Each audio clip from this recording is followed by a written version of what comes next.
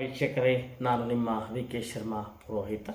ಪೂಜ್ಯಾಯ ರಾಘವೇಂದ್ರಾಯ ಸತ್ಯಧರ್ಮರತಾಯ ಚ ಭಜತಾಂ ಕಲ್ಪವೃಕ್ಷಾಯ ನವತಾಂ ಕಾಮಧೇನವೇ. ಎಲ್ಲ ರಾಶಿಗಳಲ್ಲಿ ತನ್ನದೇ ಆದಂತಹ ವಿಶೇಷ ಫಲಗಳನ್ನು ಇರುತ್ತೆ.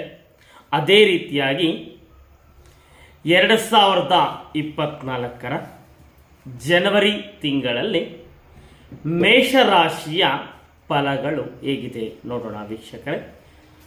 ಅಶ್ವಿನಿ ನಕ್ಷತ್ರದ 4 ಪಾದಗಳು, ಭರಣಿ ನಕ್ಷತ್ರದ 4 ಪಾದಗಳು, ಕೃತಿಕಾ ನಕ್ಷತ್ರದ 1 ಪಾದ ಸೇರಿದರೆ 9 ಪಾದಗಳು ಸೇರಿದರೆ 1 ರಾಶಿ.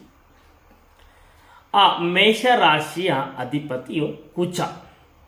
ಈ ಮೇಷರಾಶಿಯವರಿಗೆ ಜನವರಿ ತಿಂಗಳಲ್ಲಿ ಯಾವ ರೀತಿಯಾಗಿ ಇರಲಿದೆ ಎಂದರೆ, ಮೇಷರಾಶಿಗೆ ಸಂಬಂಧಪಟ್ಟವರು ಸ್ವಲ್ಪ ಸೋಂಬೇರಿತನವನ್ನು ಬಿಡಬೇಕಾಗತ್ತೆ. ಅದೇ ರೀತಿಯಾಗಿ ಪ್ರಮುಖವಾಗಿ ಅವರಿಗೆ ಮನೆ ಅಥವಾ ಭೂಲಾಭಗಳು ಅನುಕೂಲಿಸಲಿದೆ. ಮತ್ತು ಈ ಸಣ್ಣ ಪುಟ್ಟ ವ್ಯಾಪಾರಸ್ಥರೇ ಆಗಿರ್ತಾರೆ, ಬೇಕರಿ ಆಗಿರ್ಬೋದು, ಸಣ್ಣ ಪುಟ್ಟ ವ್ಯಾಪಾರಿಗಳಿಗೆ ಹಣಕಾಸಿನ ಲಾಭ ಇದೆ.